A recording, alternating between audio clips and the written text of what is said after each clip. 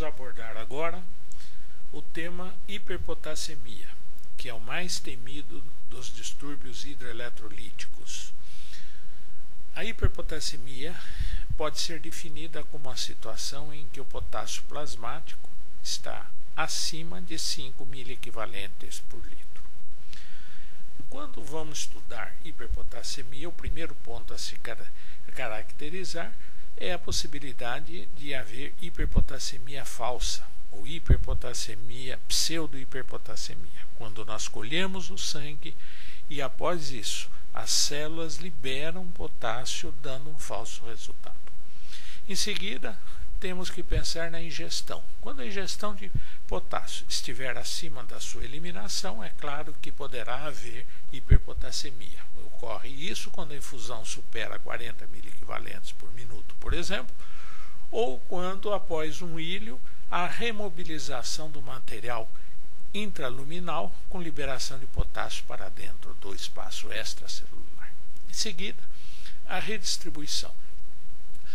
Por comprometimento celular, rabdomiólise, por exemplo, por osmolaridade aumentada do plasma, glicose aumentada no extracelular, acidose metabólica, quando o potássio deixa a célula para manter a eletroneutralidade do interior da célula, que vai ser usado para tamponar hidrogênios que ali penetram, quando há falta de insulina, ou quando há catecolaminas inibidas em sua ação, ou diminuição da aldosterona, ou uso de anti-inflamatórios não esteroides ou inibidores da ECA, que bloqueiam a formação da aldosterona, poderemos ter hiperpotassemia. Em seguida, eliminação renal, que é o mais importante. A eliminação urinária deverá estar diminuída e calculada pelo gradiente transtubular de potássio, como nós já vimos, abaixo de 2 vezes a potassemia. A eliminação intestinal não pode ser computada porque é muito pequena, 10%. E quando a eliminação intestinal estiver baixa, somente se a eliminação renal estiver prejudicada é que ocorrerá hiperpotassemia. Sendo assim, a eliminação renal deficiente para o nível de potássio no sangue indica que o rim está tendo dificuldade na sua eliminação. Isto costuma ocorrer em 3 situações principalmente. Primeiro, quando houver menor bioatividade da aldosterona, com menor reabsorção de sódio e, portanto, menor eliminação de potássio. Em segundo lugar, quando a reabsorção do cloreto estiver elevada. Isto pode ocorrer e constitui o chamado shunt de cloreto, o pseudo-hipoaldosteronismo, síndrome de Gordon. Em terceiro lugar, quando houver inibição dos canais de sódio, pelo uso de drogas como, por exemplo, a ciclosporina ou sulfas.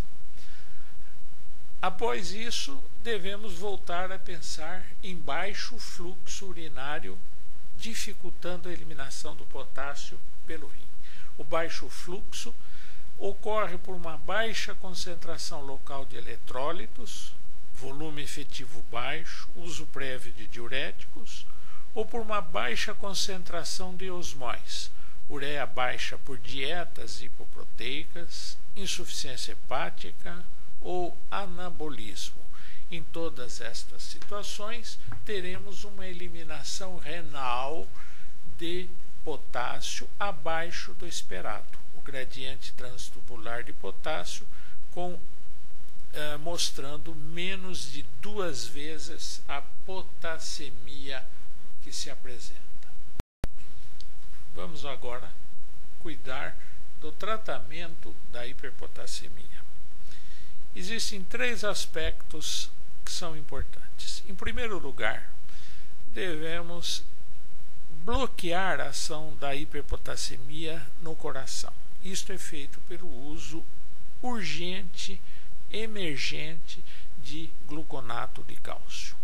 Em seguida, nós devemos sempre utilizar insulina associamos glicose para evitar hipoglicemia, ou secundariamente bicarbonato para colocar potássio dentro da célula, diminuindo a hiperpotassemia. Em terceiro lugar, o uso de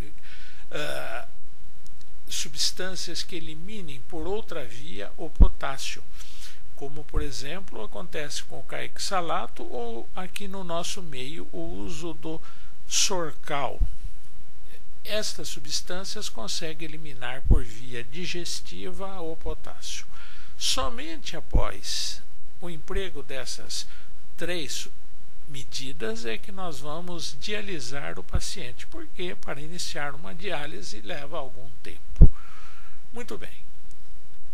O processo mnemônico para se guardar esse tratamento é a palavra CBIG-K, com C indicando cálcio, B bicarbonato, I de insulina, G glicose, K caexalato, que é uma resina de troca iônica.